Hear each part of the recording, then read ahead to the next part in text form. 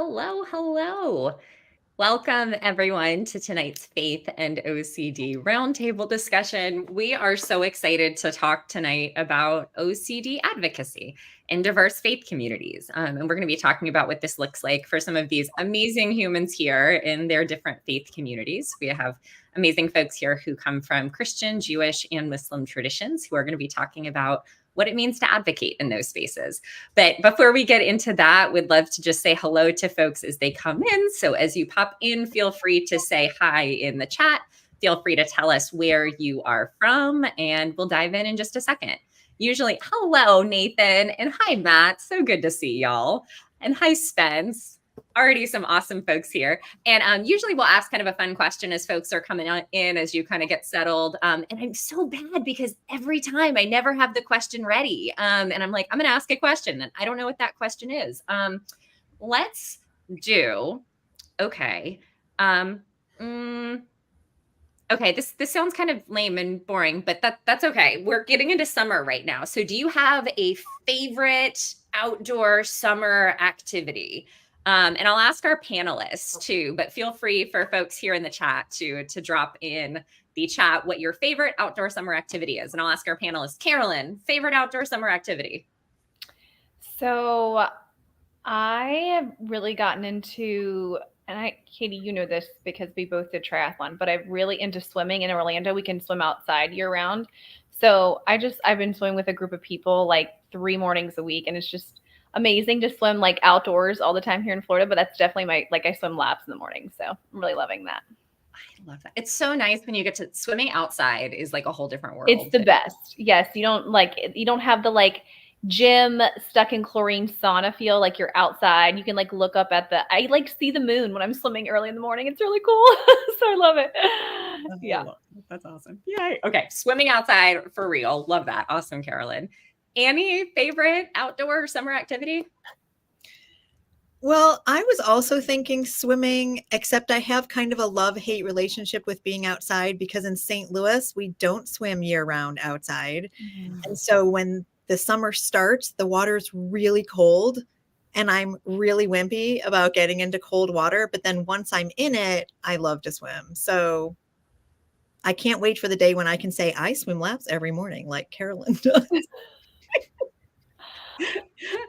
Yeah, I kind of can't wait for that day too, for lots of, I just think I love that. Thank you, Annie. And would love to go over Donish, favorite outdoor summer activity?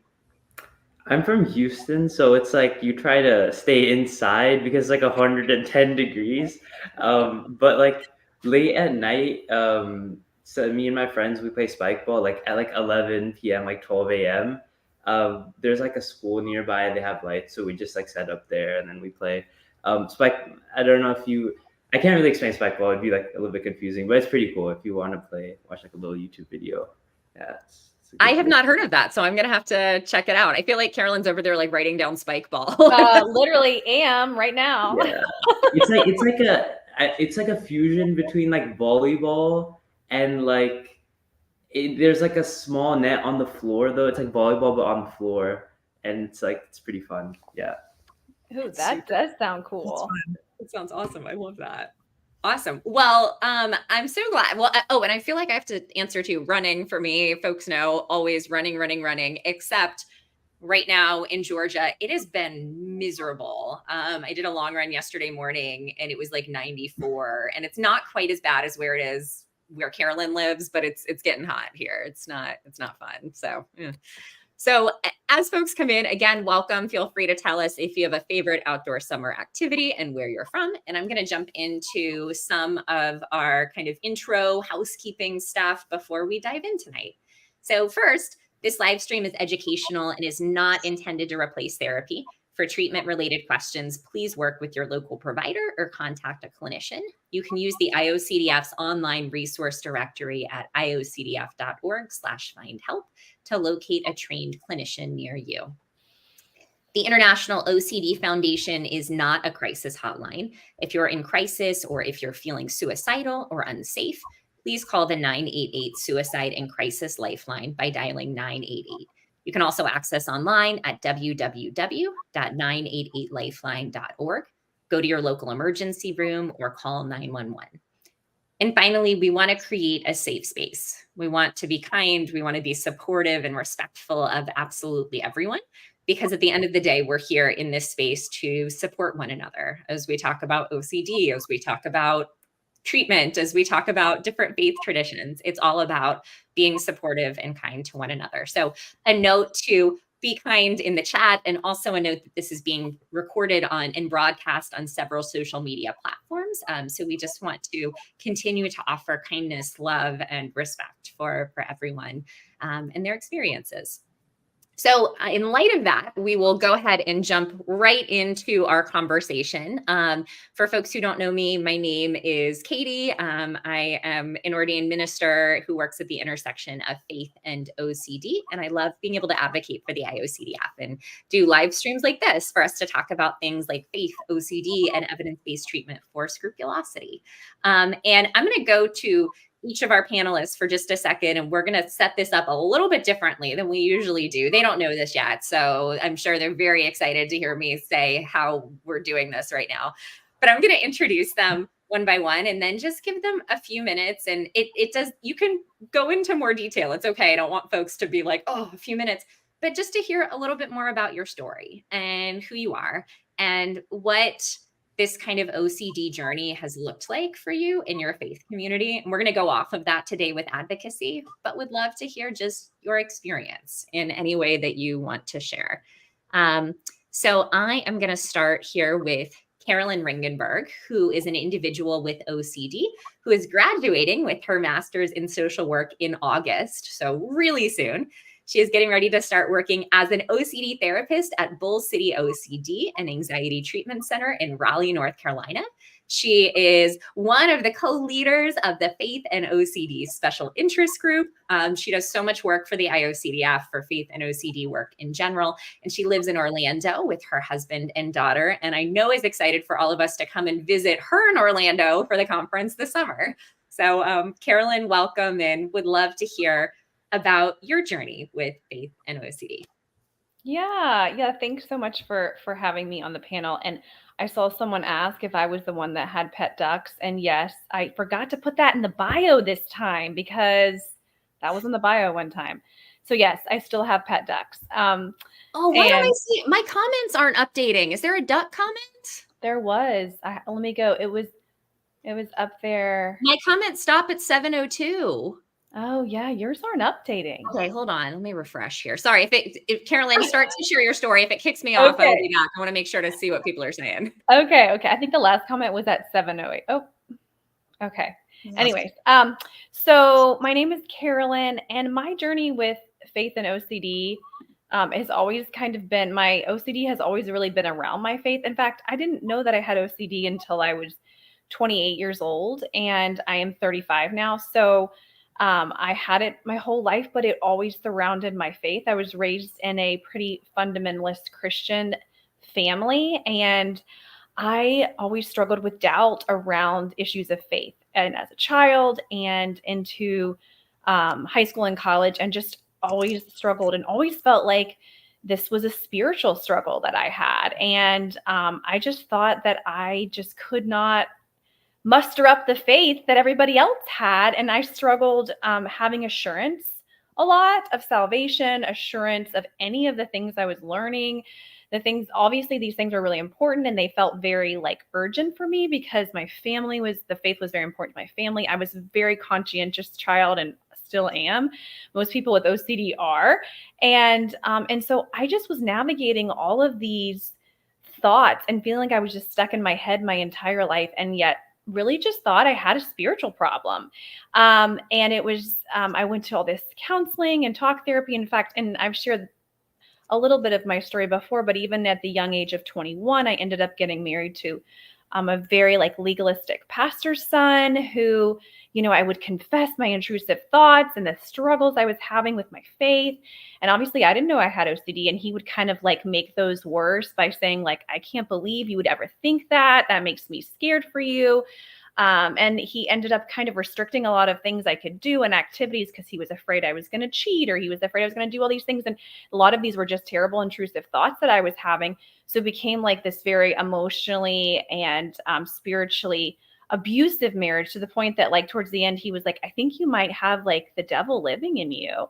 And as someone who did not, who struggled my whole life spiritually, thinking I was just this terrible Christian, that was just horrifying for me. But God ended up kind of rescuing me from that marriage, just kind of seeing some of the abuse patterns in it. But I didn't get diagnosed again until 7 years later, when I got remarried to a wonderful man that I'm married to now.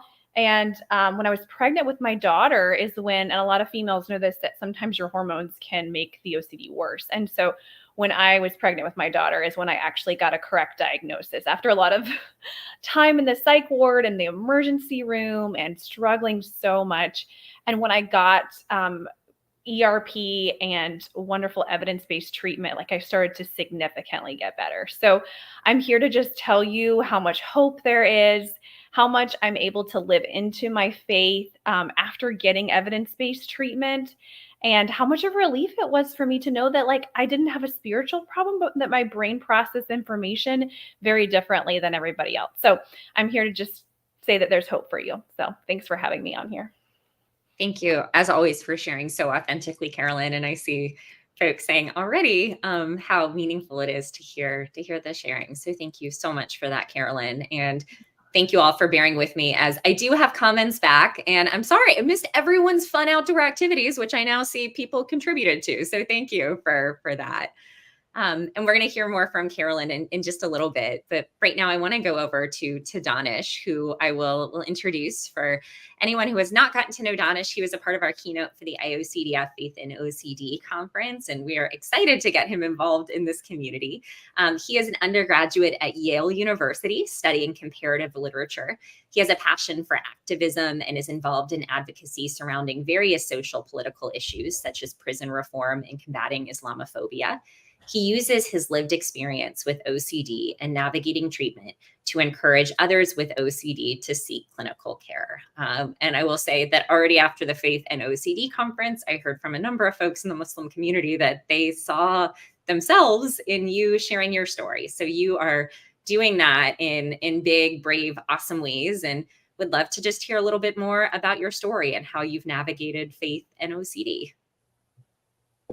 Thank you so much. I appreciate the opportunity to be able to explain my story, but also to hear the stories. I heard like a little bit of it last time at the Faith and OCD conference of Carolyn's, but also like now like the details and stuff. Like I feel like there's like a lot of overlap like with my own story, and that like helps. Like like there's other people that have gone through like similar like situations, and it's just like that's like really beneficial. So I appreciate that. So I guess in terms of like a brief like overview of my story, I like similarly like throughout like my childhood, I was like a conscientious like child. I was like raised in a pretty religious like household where like Islam. I'm Muslim, so Islam was a very like a thing that we like very much cherished. So like since like fifth grade ish, I think, there's like signs of like having like OCD. Like I remember like one time, me and my friends were like playing basketball, and like I missed a shot like pretty badly, and then the ball went over to like the neighborhoods, like the neighbors like backyard, and like I went into their backyard, like they just opened like the backyard door and got the ball and left. And like I felt so bad about that, and like I would like just avoid going like around that house because I was like, oh, I'm a bad person, and like then I'm gonna have to like tell them and like that type of thing. So it's like since fifth grade, and that was kind of like a pattern, like throughout my like elementary, middle school, high school, but it would like ebb and flow. Like I'd have like periods where I was like fixated over like something, and then like that would kind of like wash away after a few months. Like so I had periods of like being fixated over like religious purification, what we call wudu, like periods of like, about like blasphemy, like other topics like that. And I would always like search for answers online, or like try to get in touch with like a spiritual counselor, like an imam, or like like an imam or like an elder, that type of thing. And the usual response would be exactly that, like it's more knowledge is going to help you, so let's try to answer these questions, and then let's try to like do these prayers together so that your like spiritual like acumen is like developed and you're stronger with your faith. And that would give like very like temporary relief. I'd feel relief like right after those conversations, and then like it would come back roaring the next time, and it would always be longer. So that was kind of the pattern I felt. And then in my senior year of high school, it got to a point where it was just interfering with my like social like activities. Like I wasn't able to maintain like the friendships I had. So I found like a therapist, and that I did talk therapy for a long time. And that like I feel like it was good that I finally like was trying to go towards like the medical like aspect of it. But the talk therapy kind of just made me feel like kind of hopeless because it wasn't really helping. And like people in my family were like, oh, you've tried everything, you've tried the religious, you've tried like the medical as well, and it's not working, so I don't know like what's wrong with you. And then I came around to my freshman year of college, and you know like the whirlwind of like getting into college kind of like distracted me for a bit. And then like around the third fourth month, like I started getting like intrusive thoughts about like different like philosophical questions and that type of thing, that I would like fixate on. I'd like read like philosophy papers for like, you know, like 6 hours, 7 hours a day, like trying to like grapple with questions. And I was like a philosophy major at that time as well. So it was like, you know, it's like you're giving an alcoholic like alcohol, like I don't know, it's just like not a good thing. So that was a thing. And then thankfully, and this is like kind of like an aside from like the story, but like I feel like a lot of these things people realize like community is such an important factor. Like, you know, it's like so hard for someone in like the trenches of like OCD or any other mental illness to like find help yourself. So thankfully I had someone that reached out to me that had OCD and kind of noticed certain patterns like that I would like exhibit like when I was going to their house. They're a family friend of mine. So they had a conversation with me, and they actually directed me to the International OCD Foundation's like database of clinicians, and we found clinicians together. Like I was so like mentally exhausted, I wasn't able to like, you know, do Google searches and that type of thing. So we sat together, we did that, and then after my freshman year of college, I like the whole summer I dedicated towards ERP, and I continued like my sophomore year, and which is just like the past year, and my life is like much better for it. Like it's like a 360-degree like change, or like 180-degree change. And yeah, it's just amazing. So yeah, that's why I'm here trying to, you know, impart like some advice or like my experience, just like other people did for me. Thank you, Donish. And you are doing that, and you are so incredibly wise in being able to talk about things that happened so recently, that even talking about the philosophy piece, and yes, we can love philosophy, and also it in those moments being compulsive and what that looked like, but being in a space because of treatment that you are at a completely different place and have had such a different school year than the previous. It's really amazing. So we're excited to hear so much more from you tonight. As we transition over to Annie, who is also a leader of our Faith and OCD SIG. She is a Jewish educator and musician in St. Louis who teaches Hebrew, bat mitzvah prep, music, and 8th grade Tikkun Olam, or the repair of the world. She is navigating life with OCD and has been exploring the intersection of different areas of her life where values inform her actions. She is an active, involved Reform Jew, which means she learns about her faith's values and beliefs and then chooses which traditions to embrace in order to bring meaning to her life. She has found so many spaces that her Jewish faith interweaves with her OCD journey, and that its teachings, values, and traditions guide her as she navigates in her life. Anyone who's been a part of the SIG knows that she loves music, especially singing and playing the guitar and harp, and has even written songs specifically for our SIGs. She continues to run toward her values as she faces tough moments. And she has a passion in this group and beyond for sharing the story of her OCD journey with the hope of supporting others. And Annie, you do support others. You support me. I know you support all of us here, and would love to hear a little bit more from you about your faith and OCD journey. You pretty much just said it all, Katie. And yes, Kat said harp. Annie does play the harp. You can see a harp right behind her, actually. It's pretty cool. For the first time, I broke a string on my harp. She's injured at the moment, but gonna get her repaired really soon.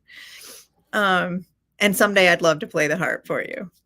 I'm trying to learn the song that I wrote for Katie, inspired by Katie, for all of us, trying to learn it on the harp. So that'll be really cool one day. So hi, everyone.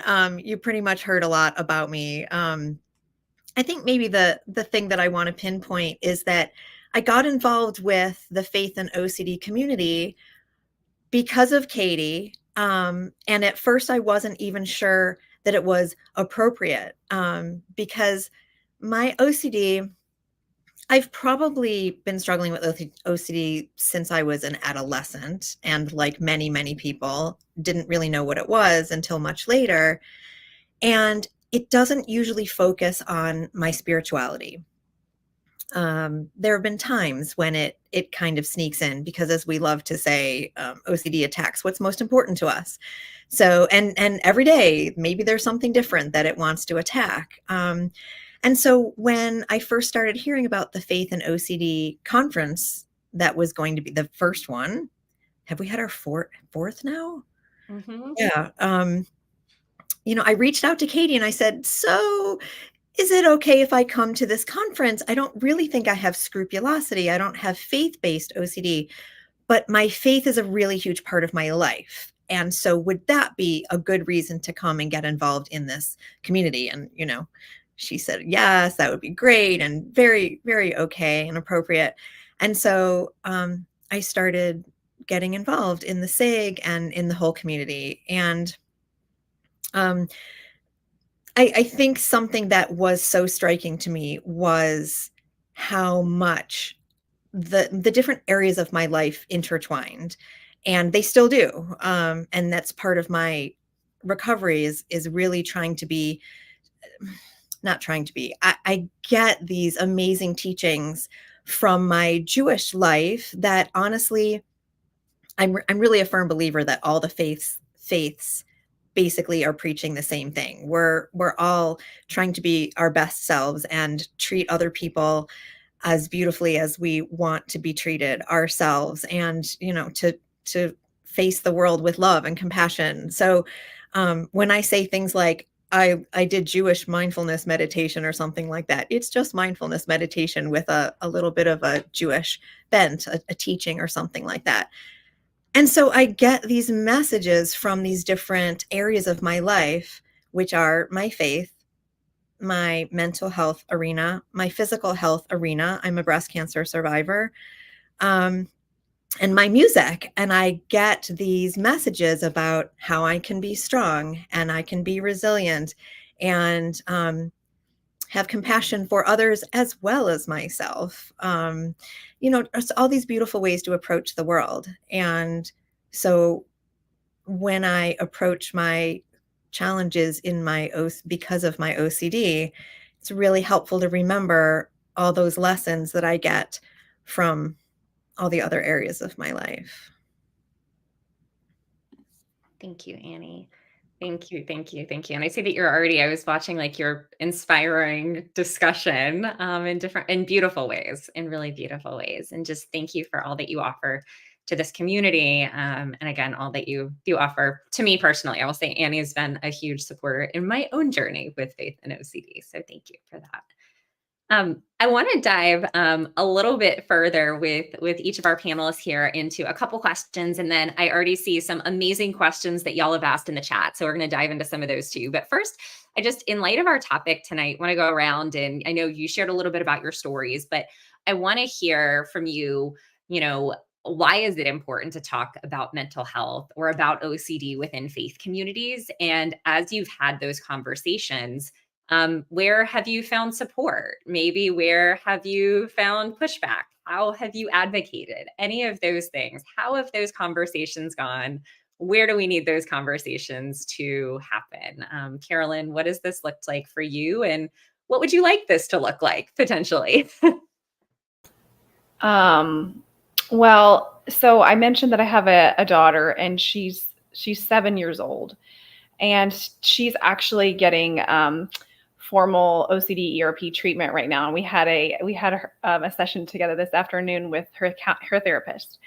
And Lucy has been attending Vacation Bible School last week, and bless her little heart, it is so hard to have OCD as a child and to go to, it's not at the church that I attend, but it's a local church in the area. And she came in the car one day, and she seemed okay, but the pastor stopped my car and was telling me, like, I'm a little bit concerned about Lucy. You know, she had to stop and talk to one of the pastors today about how she's really worried that her name isn't written in the book of life, and that that God is going to, like, I think they showed these, they said, again, see, I don't know, it wasn't my church, but like that maybe there was like that Jesus's blood like forgives the sin, but there was like a picture of books, and maybe like they were trying to say that like your sins were written in these books, but Jesus like forgives them. And that like book image really like hit her apparently. And the pastor was just like, so I had the opportunity to talk to the pastor about what OCD is. Lucy hadn't come in the car yet. So I was just like, hey, I just wanted to tell you a little bit about what's going on with Lucy. Actually, like, I have OCD as well. So OCD is, a lot of times people think it has to do with your closet being in color coordination, but actually, like, a lot of times it can be in a form that attaches onto our faith. And a lot of times things that seem like people can just be like, oh, okay, like I'm get to go to heaven, like great. Like some people take that like, I don't know if I believe, what if I'm not in the like, and you're just, and so I had that opportunity to talk to him, but then I remember feeling like when I left, feeling like just kind of sad, and feeling like Katie and I've had this conversation, there's just so much work to be done in this arena. There's so many people who just don't know what OCD is, and especially in faith communities, they don't realize that what they're saying, how that is interpreted from an OCD lens, and how a lot of things are being motivated by fear and shame and guilt rather than being motivated for a love of God and neighbor. And I think there's just a lot of work to be done there. I mean, I see it now through my child's perspective, but I mean, obviously I had my own experience, and I do have a lot of hope, because I do think there's more churches out there who are willing to like understand what mental health is. But we want to take that even greater to help them understand what OCD is. And specifically because OCD does have a very big impact on how people are interpreting messages they're getting in their places of worship. And they're not receiving those messages as encouraging or hopeful. They're feeling very afraid by a lot of those messages. So my passion is really to not view things. I think the church in general views things as like, this is the sacred and this is the secular.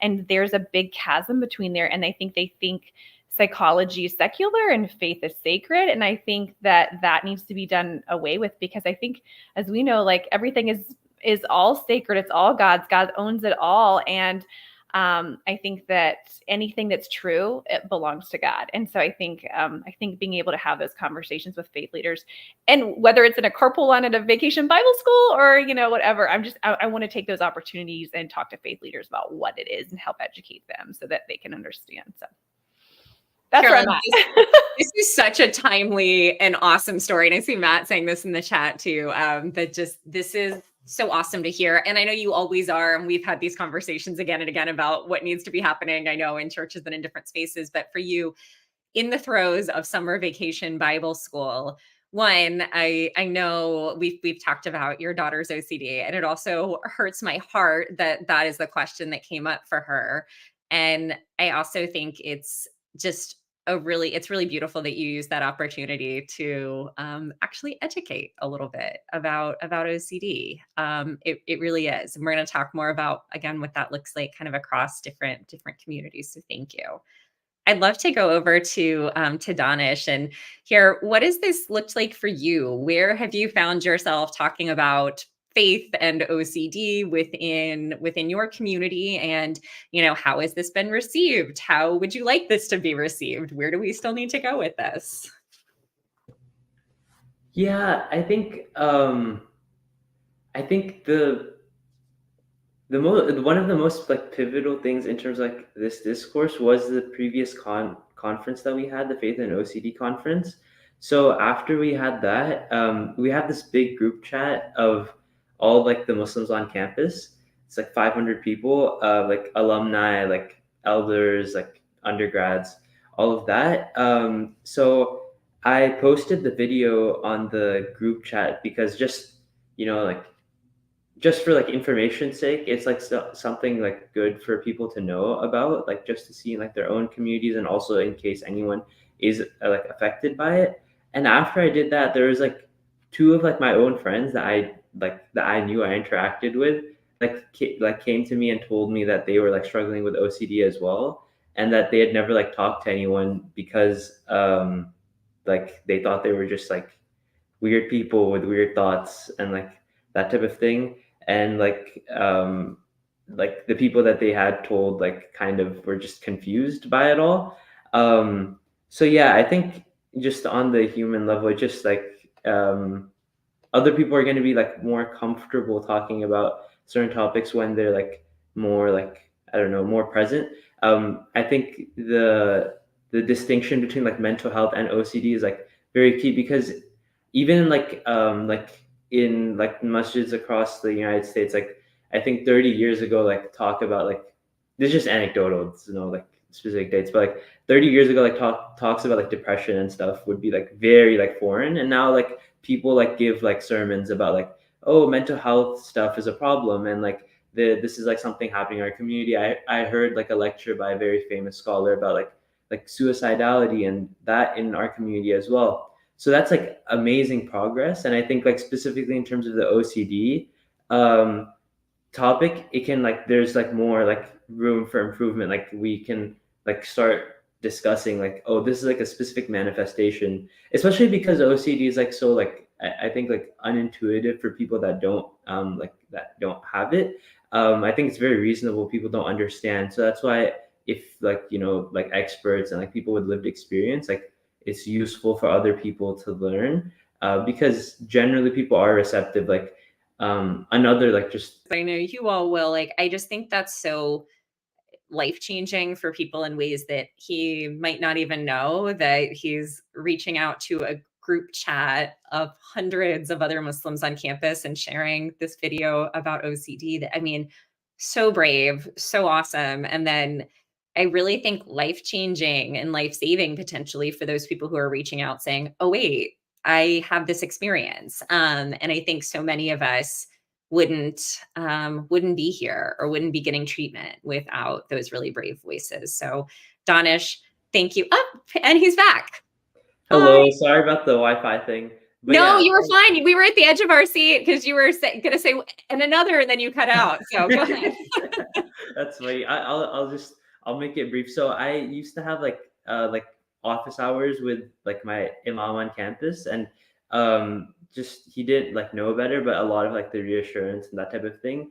My first year was like kind of built up by some of the advice that he gave, and like beginning my sophomore year, I kind of like talked to him about that, and talked to like the overseeing chaplain about that, and just about like signs to do with like, oh, if someone has OCD, like maybe like the right like form of action might be to refer them to like a therapist, or like to get a consultation, that type of thing. And yeah, like discussions about that, and he was like extremely receptive to it. And it's like something he like tries to implement, and like the chaplain's office at Yale like tries to take into account in like office hour sessions between like chaplains and students. So it's like people are receptive. It's just about like learning different like principles, and that happens from discussions like these. Mhm. Thank you, Donish. Absolutely. And when your Wi-Fi cut out, I was sharing with everyone, and I want you to hear this too. Like you really are making, I think it's so brave to then share from the Faith and OCD conference and how just everything with the group chat. and really life-saving for folks that are able to recognize, oh, wait, I have this experience. And I was saying, I think so many of us, I'll say, I wouldn't be here without having brave people who shared that. So you're giving that, I don't know, you're extending an outreached arm and hug to those people in big ways. And I love that you brought up the chaplain piece in schools too. And I'm a former educational chaplain, and that speaks so much to me and just the connections that you've had there. But I think, it's always so interesting because even for chaplains or even for clergy or ministers, really, really any type of religious leader, I think I always like to remind folks that they can have OCD too. I have OCD. I'm a minister with OCD, and I'm very open about that, but was not really open about that throughout most of my educational chaplaincy journey. And I was so afraid, like, if my students knew, if the families knew,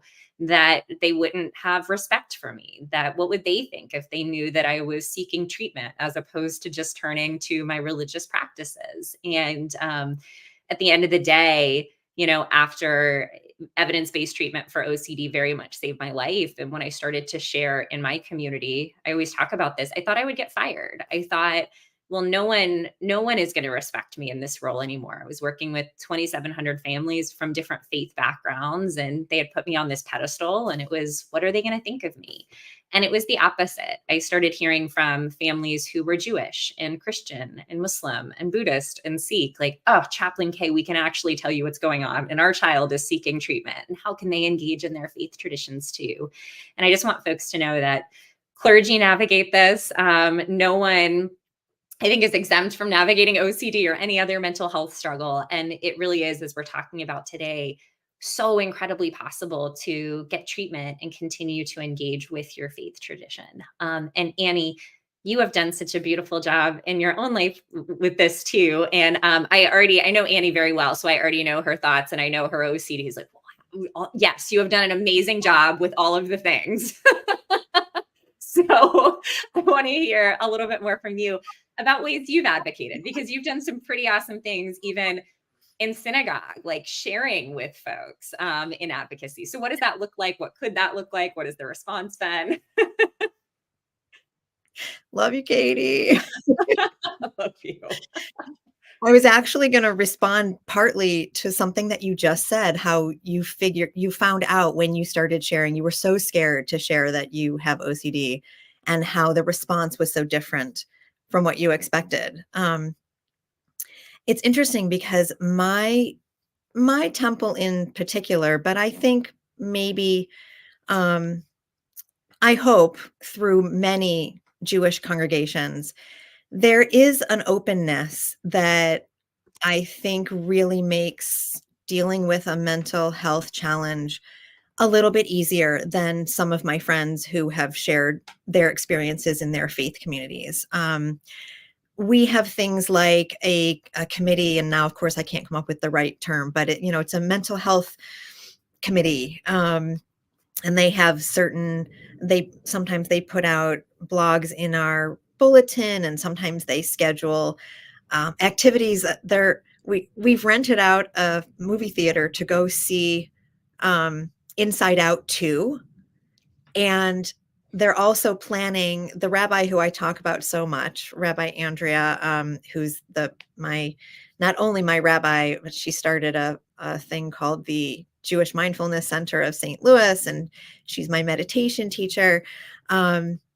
She's having a Zoom session with a therapist, a local therapist, to talk to families, parents of tweens, and how to help them deal with any emotions, not specifically problems. But anyway, we do a lot of things to try to educate and reach out to the community. So I've always felt safe. And as I'm saying this, I'm thinking, really? Do I? Because when I started thinking about telling my story, Rabbi Andrea, who I mentioned, gave me the opportunity to give a sermon during a Shabbat service, our Sabbath service. This was a big deal, being offered the chance to speak during a service. And I had been wanting it. I had spoken to her about, maybe would this be an opportunity? And then when she actually turned to me and said, would you do this? I thought, oh no, what have I done? I'm going to be telling everybody I have OCD. And do I really want to do that? And it's been a real journey. I got only wonderful feedback when I gave the sermon. People were very appreciative, and they did similar things, that the experience that Donish had, where people came up to me and said, oh, well, I know somebody with OCD, or I have OCD. And it's amazing both for me. And I hope it's as helpful for other people as it is for me, because it's very validating to find out that people still will talk to me, will value me. And that's, I think, what I wanted to get to. The thing that has been so helpful in my faith community is the knowledge that I get from people that they value me as a human, whether I have OCD or not. And so that has made it possible for me to share my story with a little bit less fear, maybe. And they have been so instrumental in my healing and in my willingness to continue to fight OCD, because, it's not a I'm all better now kind of thing. It's a constant in my life. It probably always will be. And it's always going to be helpful to have people who I feel like are in my corner, are on my team, telling me over and over, I'm a valuable human and I struggle with these things. Was that what you thought I was going to say, Katie? It was beautiful. No, I mean, beyond what you are a valuable human. And I hope people hear you saying that. And I also love the self-compassion that you're showing in saying that, right? Because I think I know you struggle with that. I know I struggle with that. We all struggle with that. And I hope everyone listening hears that, like, you can navigate OCD, you can navigate anything, and you are valuable. Like, you sharing your experience, you being you in the world, is such a valuable thing. And OCD is hard. It's not minimizing how challenging it was. I was looking at comments. If I was misunderstood at any point, I don't mean everyone has OCD. Everyone definitely does not have OCD, but I meant ministers and all different people can potentially have OCD. But I do think people with OCD, and I always say this, can have particular struggles. And I have never been super thankful or excited for having OCD, because it isn't the most fun thing.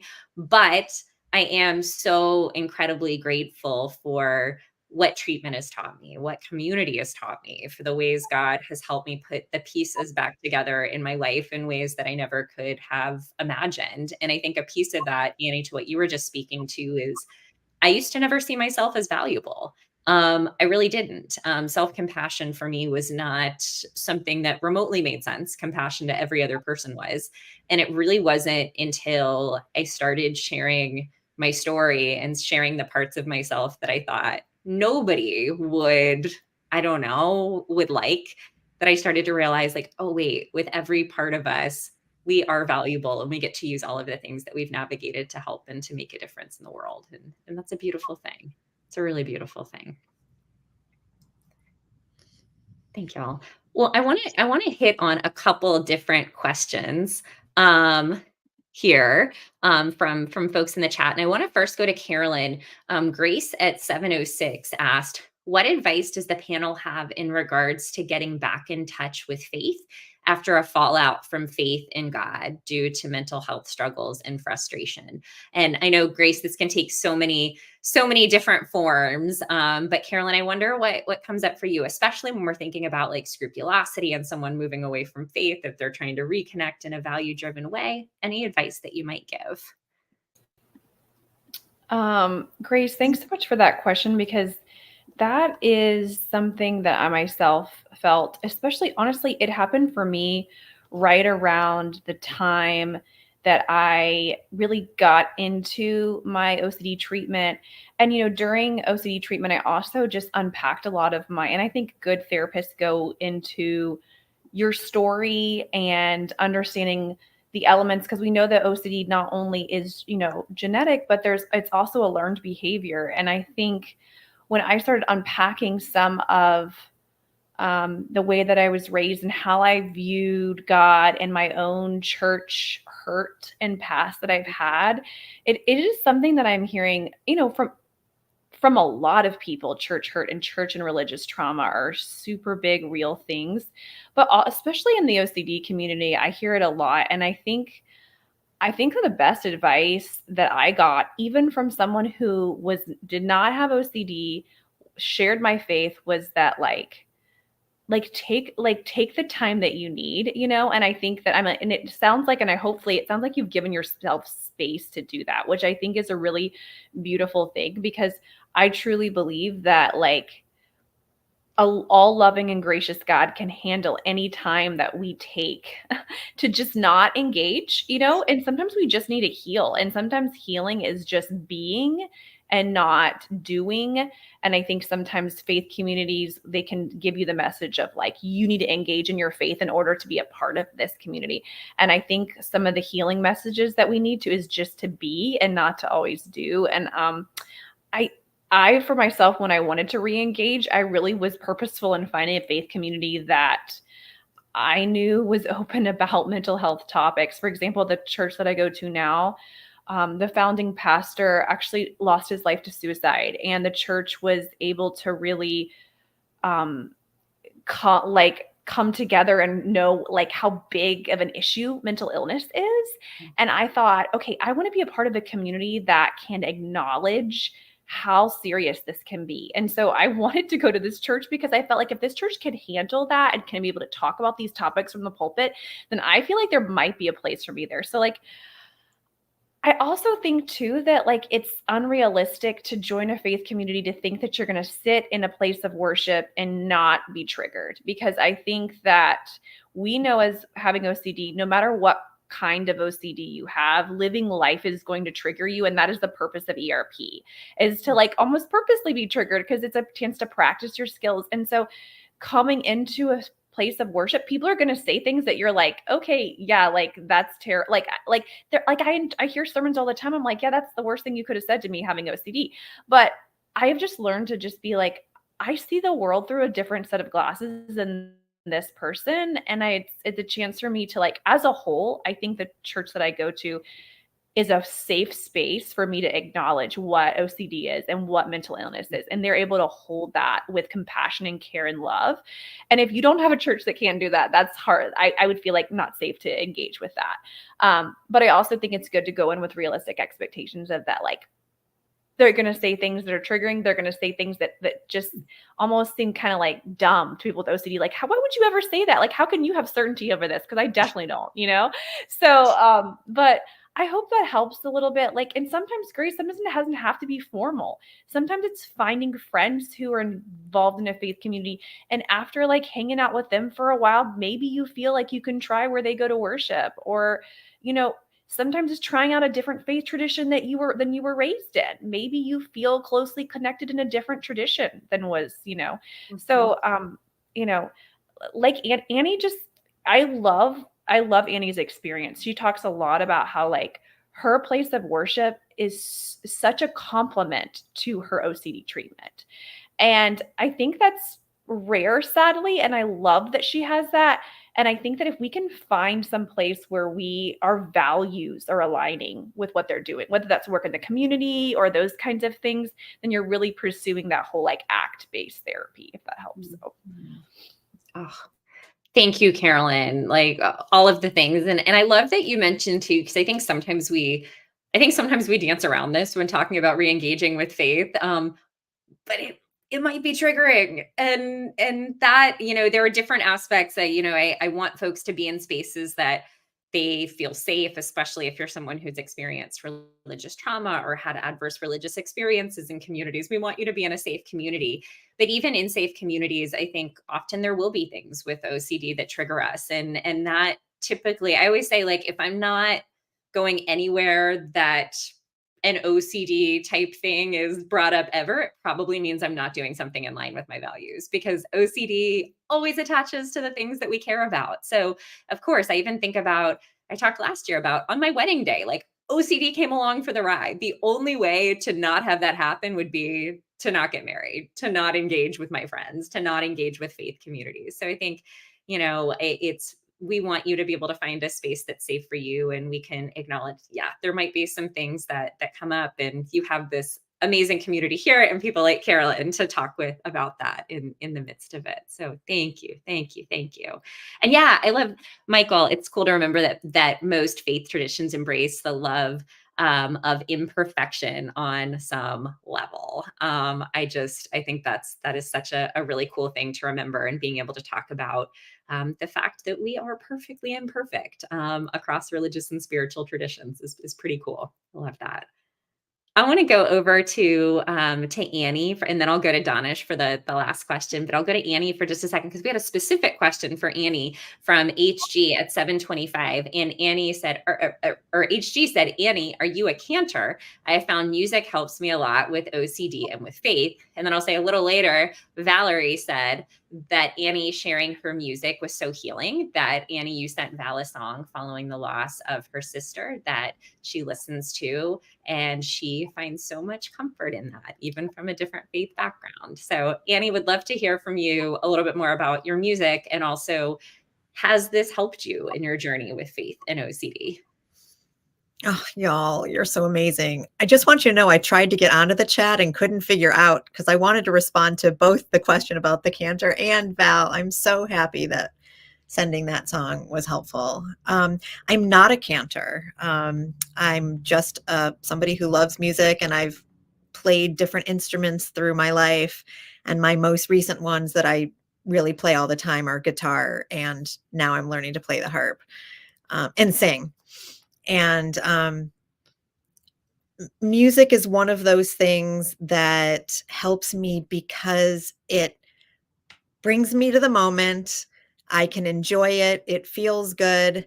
And it's one of those things that brings joy. And I think that when you're struggling with something as serious as OCD and having a really hard time so much of the time, we need to remember to do things that are fun and to laugh and feel joy.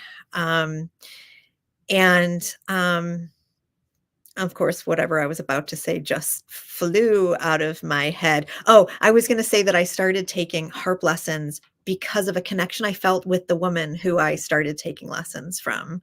I found myself in the same space that she was in often, and she would say things that just resonated with me. And I thought she had the most beautiful energy. So I asked her if she gives harp lessons, and she said to me, "I do give harp lessons. She's a classically trained harpist. I'll teach you how to play harp, but you have to understand it's not just harp lessons, it's life lessons." And I knew I had found the perfect person to teach me, because it's true. And so it's one of the reasons music is such a big part of my life, because we talk about so many things and it's just so connecting.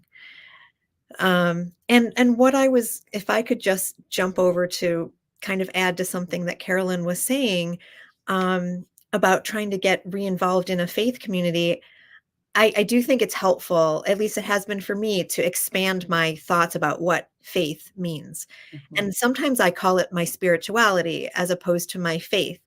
And I alluded to it earlier. So many of us are really just learning the same things, even though our faith specifics are different. When I do mindfulness meditation, I just learned so much about valuing who we are and living in the exact moment as it is without judgment, and then deciding how we want to move forward according to what's important to us. That's ERP, in a different setting. And so, something that I learned in my Judaism that I actually tonight heard somebody say something about, Donish, it might have been you, that we all have a spark of holiness in us, or it may have been somebody in the chat, I'm not sure. That's a huge, huge, huge teaching in Judaism, that there's a spark of the divine in each human. And if I can remember that when I'm facing something hard, it's really, really important.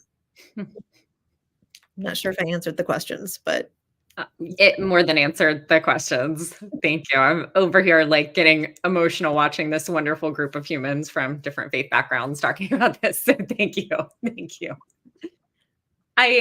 I also, and this feeds into the question that I wanted to ask Donish before we finish up. I saw Mohammed talk about that, faith spaces, religious spaces can be a great space to connect with compassionate people. And also those spaces usually can't kind of fix a mental illness, just like they can't fix a mental health problem. And I think that's so important. And I think it's something that I want to get across in every single one of these live streams, that when we're talking about OCD, when we're talking about scrupulosity, when we're talking about OCD in any form, it's not a spiritual issue. It's a mental health issue. And folks really do need evidence-based treatments. And we want to let folks know that it is so possible to engage in faith communities alongside that. Often OCD latches onto things we care about, like our faith traditions. But we do, one of the big pieces of the advocacy I know that we're talking about tonight is making sure that religious communities, whether we are talking about churches or mosques or synagogues or any faith space,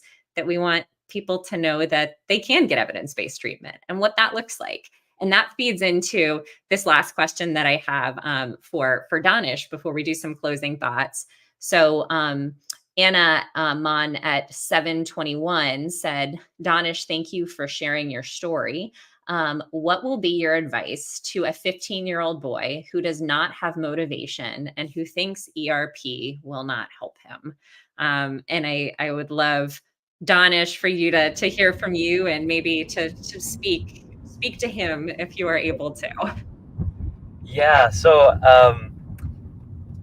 I think my advice for that, I think more so than advice for the kid. I also apologize if the internet is a little bit weird. I'm going with my sister to her birthday dinner, so it's actually perfect right now. You're doing awesome.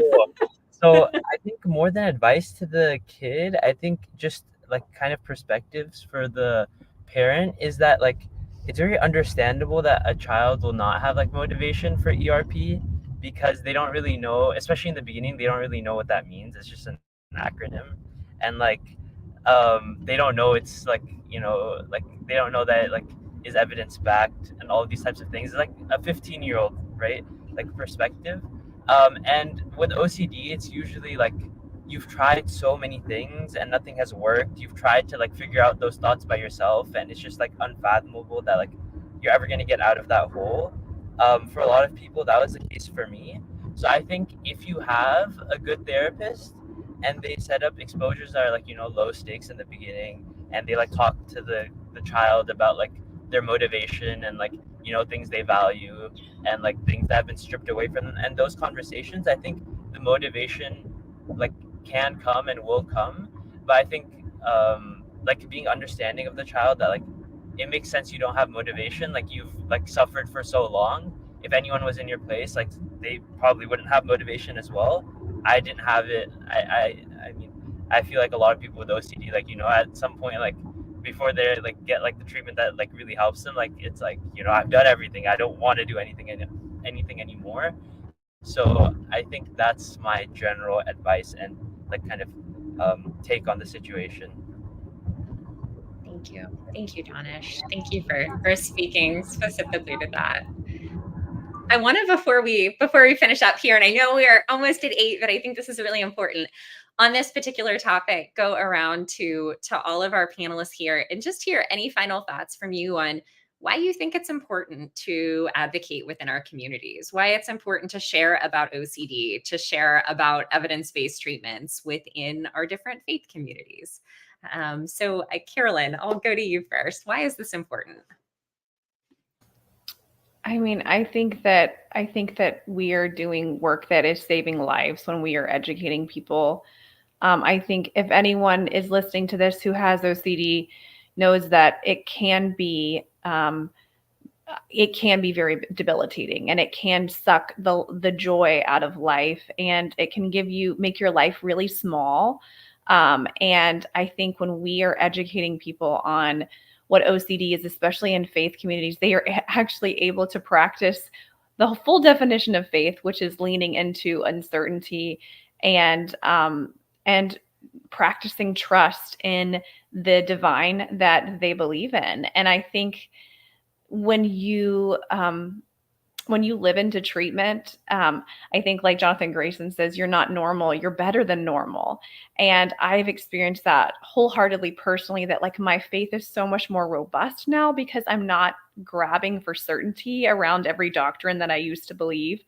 That I think God wants my trust more than my correct beliefs. And I really advocate for that in faith communities, because we don't get to know things for sure, but we get to trust things. And so yeah, I think it's just very important, because ultimately I think it saves lives.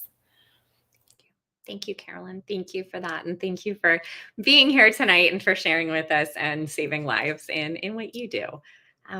I'd love to go over to Annie. Annie, why is it important to advocate in different faith communities? Katie, do you want to let Donish go? Oh, sorry, Donish, I didn't see. Yes, Donish, go ahead. Donish, why is it important to advocate in different faith communities? Yeah, go ahead. Yeah, just the laptop and like, yeah, it's okay. We're just glad you're here, Donish. So yeah. Yeah. So why is it important? Because it helps people, just as Carolyn said, and yeah, it helps people in getting treatment. Also, like after treatment, like us, I think it helps us feel seen and like heard. And it's just also like OCD is like an ongoing thing. Like people have been like talking about this. Like it's an ongoing like thing. It's I don't know, like maybe it gets solved for some people, but like for me, it's like a thing like I tackle and like I deal with like on a day-to-day basis, like head on. So like I have the tools, but it's like still a part of my life. So it's important to have like community, and like, you know, it's like it's important to have people when you like explain like situations, like they're not just looking at you confused. And like, yeah, that's why advocating for it's important. Like why even just like not even advocating, like being in community and talking to it, talking about it with people is important. So yeah, that's my closing remarks, and thank you everyone for listening and for sharing. Thank you. Thank you, Donish. Thank you so much for being here, especially your commitment, I know, in being in the car and travel and doing all of that. So thank you. Thank you, Annie, for letting me go second. I appreciate it. I did not see the message behind the scenes, and Annie caught it. So Annie, now we will go to you and would love to hear your final thoughts on the importance of advocacy in different faith communities. We're a team, right? We're always a team, and you know what, y'all, it is never perfect, and that is why it's awesome. Yeah. For me, of course, Carolyn and Donish both said things that are amazing, and I was thinking, okay, well, I can't say that because they already said that. But I wanted to just bring in this idea that when that OCD's main goal, the reason it attacks what is most important to us is it wants to separate us. And, you know, both of you talked about community. And so at least for me, a lot of the time when I'm struggling a lot, it's because I'm afraid to go somewhere, not because I don't want to be there, but leaving places is hard for me. That's one of the big ways that OCD enters my life. And so if OCD can convince me that it's too scary to go wherever it is I want to go, for instance, my temple to teach, something that's the most important thing to me in my life, if I'm convinced that it's too scary to go there, I'll stay home and I'm removed from my community and I'm alone. And so I actually tried to preemptively hit on OCD, and I started out the school year this year going in and talking to my supervisor, who does happen to be a rabbi. And I told her a little bit about OCD and how I was asking her to be a little bit suspicious if I ever called in sick. Because if it was OCD trying to get me to not go, that would not be a healthy way to go forward. And she only had to ask me once. There was one time I called in, I was legit sick, couldn't go.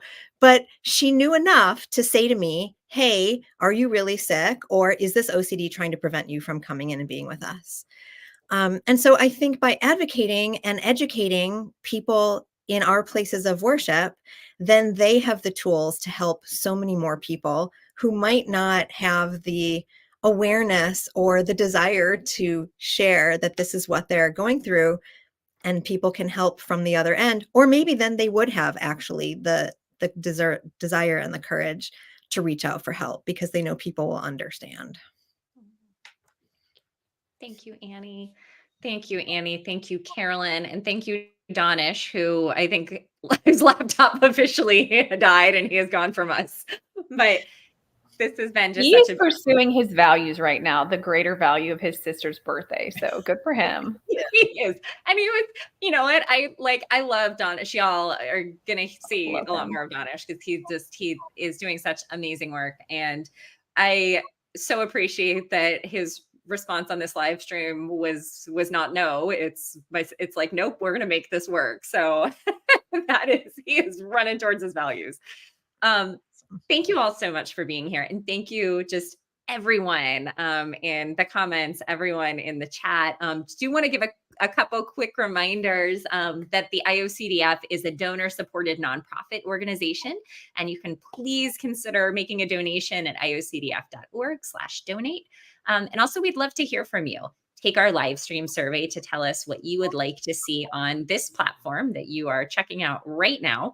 We look forward to your feedback, and you can find the survey at iocdf.org/livestream survey. And finally, we want you to join us at the annual conference in just a little over a month, where Carolyn lives in Orlando, Florida. We are all going to go visit her from all around the world, and we are so excited. But really, this is an amazing opportunity for everybody in the OCD community to come together to talk about evidence-based treatment, to talk about research, but to also just get help, support, and to connect in community. So we would love to see you there, and you can register at iocdf.org/OCDcon. Finally, tomorrow, you can see right back here at 12 p.m. Eastern, there is a special Ask the Experts Pride edition, which will be awesome and would encourage everyone to participate in that. And for all upcoming live streams, please subscribe to our YouTube channel and be sure to follow us on Facebook, Twitter, and Instagram. So again, thank you everyone so much for being here tonight. And I hope that across religious and spiritual traditions, and really just across everything that everyone experiences, the communities that you're a part of, I hope that you feel seen. I hope that you feel known, and I hope that you feel empowered to continue to advocate for OCD in ways that are meaningful to you. So thank you all so much for being here, and we'll see you next time.